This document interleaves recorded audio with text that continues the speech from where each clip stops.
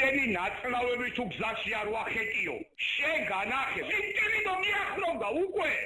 ეს ფარული აუდიო ჩანაწერი ფინანსური დავის კრიმინალური წესებით გადაწყვეტის ისტორიას ყვება და ეგრეთ წოდებული ქურდული სამყაროს საქმეში ახლა მთავარ მტკიცებულებად დევს. ირკვევა, რომ ჭინკა, პლაჭო, შკივია, ჩორნა, გელა და მათი მხარდამჭერები პირადი სარგებლის მიღების მიზნით მოქალაქეებს შორის ფინანსურ დავებს აგვარებდნენ. მოდავე მხარეებთან ეგრეთ წოდებულ ქურდულ გარჩევებს აწყობდნენ და თანხის გადახდას აკისრებდნენ. წინააღმდეგ შემთხვევაში კი სიცოცხლის მოსპობით ემუქრებოდნენ.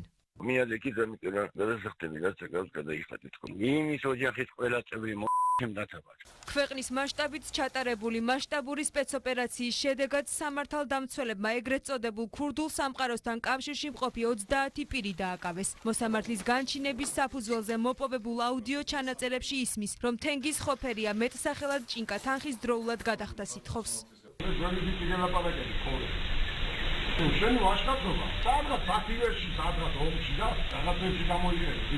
იცოდი შენ მოგიწევს თენგოსთან ლაპარაკი რა.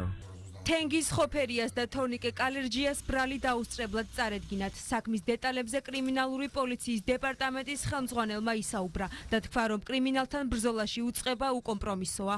პოლიციამ ბრალდებულების პირადი და საცხოვრებელი სახლების ჩხრეკის შედეგად მიუთკიცებად ამოიღო ცეცხლსასროლი იარაღები, საბრძოლო მასალა და ფული. შინაგან საქმეთა სამინისტროს ერთ-ერთ უმთავრეს პრიორიტეტს ორგანიზებულ დანაშაულთან, მათ შორის ეგრეთ წოდებულ ქურდულ სამყაროსთან დაკავშირებული დანაშაულების წინააღმდეგ უკომპრომისო ბრძოლა წარმოადგენს.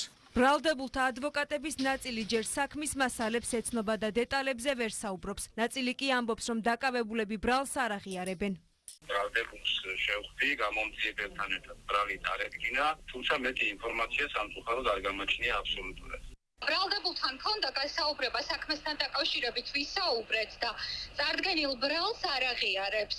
პირიქით რაც მომიყვა, საერთოდ მისთვის გაურკვეველია, შოკირებულია საერთოდ რის საფუძველზე მოხდა მისი დაკავება. დაკავებულებს ახლა სასამართლო ელით. ბრალის დამტკიცების შემთხვევაში მათ 15 წლამდე ვადით თავისუფლების აღკვეთა ემუქრებათ.